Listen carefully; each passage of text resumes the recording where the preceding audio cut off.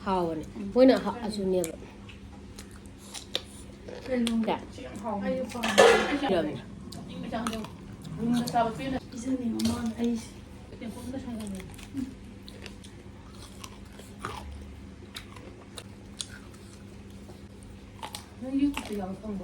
ꯆꯥꯛ ꯐꯝꯕ ꯆꯥꯕꯗꯣ ꯑꯩ ꯉꯝꯗ꯭ꯔꯦ ꯁꯤꯅ ꯋꯥꯏꯑꯦꯕ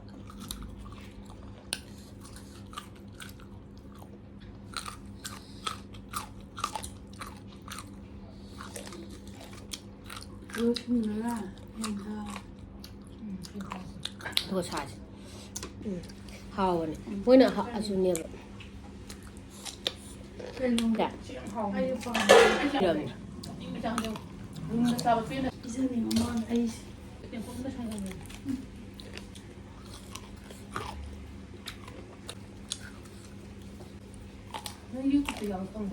ꯆꯥꯛ ꯐꯝꯕ ꯆꯥꯕꯗꯣ ꯑꯩ ꯉꯝꯗ꯭ꯔꯦ ꯁꯤꯅ ꯋꯥꯏꯑꯦꯕ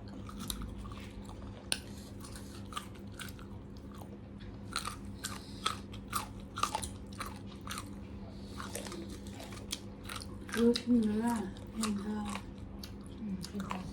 그거 사지.